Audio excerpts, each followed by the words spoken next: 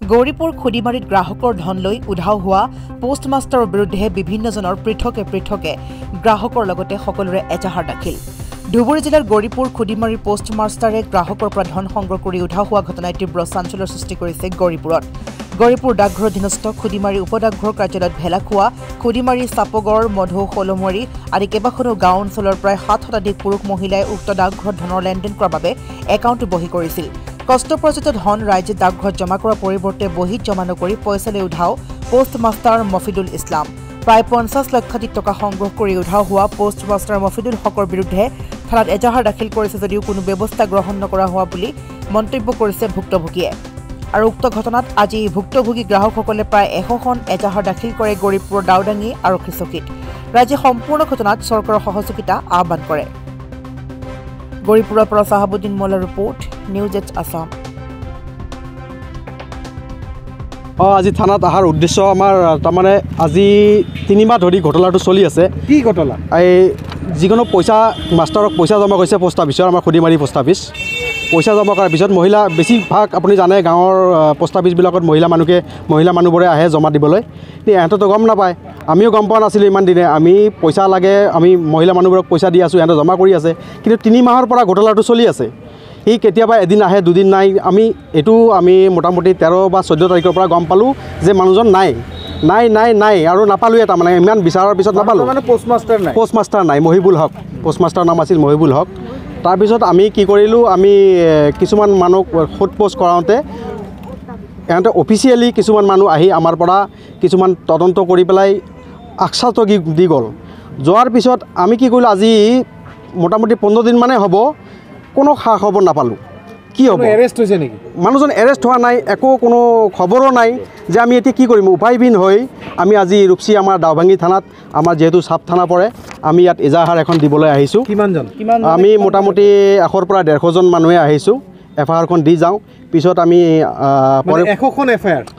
G হয়, 100খন FIR আজি আমি দাখিল কৰিলোঁ। দুৰ্ভাগ্যবশতঃ আমি আইচিজনৰ লগ নাপালোঁ।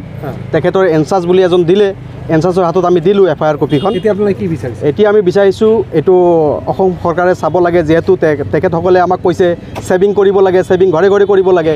আমি ইমান আশাবাদী, আমি ৱেলকাম জনাইছিলোঁ ইমান। আৰু মোদী ডাঙৰীয়াও এটা আশ্বস্ত দিছিলে, সুকন্যা সমৃদ্ধি যোজনা, আমি ৱেলকাম জনাইছিলোঁ। কিন্তু তাৰ ভিতৰত আমি আমাৰ সৰু সৰু ছোৱালীৰ কাৰণে আমি ভৱিষ্যত চাই আমি পইচাখিনি জমা ৰাখিলোঁ। ৰাখাৰ পিছত যদি এনেকুৱা হৈ যায়, তেখেতসকলৰ চৰকাৰী মানুহবোৰে যদি এনেকুৱা কৰে, আমি কাৰ ওপৰত বিশ্বাস কৰিম? আমি হেমন্ত বিশ্ব শৰ্মা ডাঙৰীয়াক আমি দৃষ্টিগোচৰ কৰিব বিচাৰিছোঁ, যাতে অতি সোনকালে যেনেকৈ আপোনাৰ পদক্ষেপ চলি আছে অসমত, আমি আশা কৰিছোঁ আমাৰো এইফালে তেনেকৈ পদক্ষেপ ল'ব বুলি আমি চিৰ আশা ৰাখিলোঁ হেমন্ত বিশ্ব শৰ্মা ডাঙৰীয়াৰ ওচৰত। কিমান টকা লৈ পলালে? মোটামুটি যেনেবা মই অনুমানিক 2 লাখ টকা জমা কৰিছোঁ, অনুমানিক। কিন্তু মই আজিলৈকে এইটো লিষ্ট পোৱা নাই। মই যিখিনি পইচা ঘৰত দিব লাগে জমা কৰিছে। মহিলা মানুহ গ'লে কয় মেছেজ পাই যাব, কিন্তু মেছেজ নাপালোঁ। কিমান টকা হ'ব পাৰে? মোটামুটি অনুমানিক 1 পৰা 1.5 কোটি লৈ উধাও হৈছে। কোনে? পোষ্টমাষ্টাৰ মহিবুল হকে। আৰু আমি ক'ব বিচাৰিছোঁ, ইয়াত আমাৰ সন্দেহ আছে যে লৌ বৰালি কিছুমানৰ লগত আছে। যেনেবা হেড পোষ্ট অফিচৰ কথা কৈছে? হয়, হেড পোষ্ট অফিচ, যেনেবা গৌৰীপুৰ আছে, ধুবুৰী আছে। এটা মানুহে যদি এটা পোষ্ট অফিচৰ পৰা দিনত যদি 5,000 টকা কালেক্ট হয়, সেই পোষ্ট অফিচত যদি 3 মাহ পইচা ইন টোটালি যদি কালেকশ্যন নহয়, কি হ'ল? খুদিমাৰী পোষ্ট অফিচৰ অঞ্চলৰ মানুহবিলাক মৰিলে নেকি? নিশ্চয় সিহঁতে জিন্দা আছে। পইচা 3 মাহৰ পিছত পইচা কিয় জমা নকৰিলে? হেড অফিচত কিয় জমা নকৰিলে? জমা যদি নহ'ল, ইহঁতে তদন্ত কৰিব লাগিছিল যে হঠাৎ কি হ'ল। আগৰ পৰাতো অনুমানিক মই এটা কৈছোঁ যে 5,000 বা 10,000 টকা দিনত জমা আহে, কিন্তু হঠাৎকৈ জমা নোহোৱাৰ কাৰণে ইহঁতে নিশ্চয় এটা তদন্ত কৰিব লাগিছিলে যে কি হ'ল, মানুহবোৰ পইচা কিয় নাহিলে, জমা কিয় নহ'ল। তা আমি রাখছি 2010 মোর বেটি জন্মিছে। তার আগত মানে 2টা বেটি মোর, 2জনকার নামত ম্যাক্সিমাম পোস্টমাস্টারে কৈছে যে 1000 টাকা করে, মানে বছরত 1000 টাকা ম্যাক্সিমাম থোয়া লাগবে। তা তার কারণত আমরা 1000 টাকা করে থুতে পারি নাই, হয়তো 500, 200, 300, 1000 এমন করে আর কি থুছি।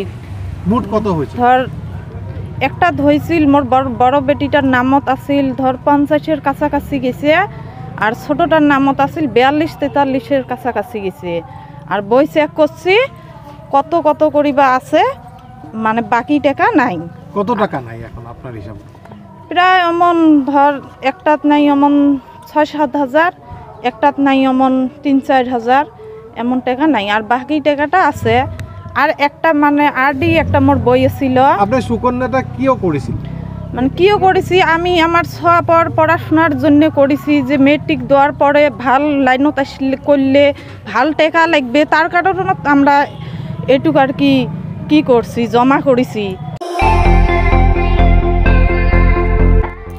আপুনিও ভুগিছে নেকি গেছৰ সমস্যাত গেছ আৰু লিভাৰ ৰিলেটেড সকলো সমস্যাৰ একমাত্ৰ সমাধান গেষ্ট্ৰচিটি বডজম এচিডিটি ফেটি লিভাৰ পাইলছকে আদি কৰি ভিন্ন গেছৰ সমস্যাৰ সমাধানৰ বাবে কেৱল আপোনাৰ কাষত গেষ্ট্ৰচিটি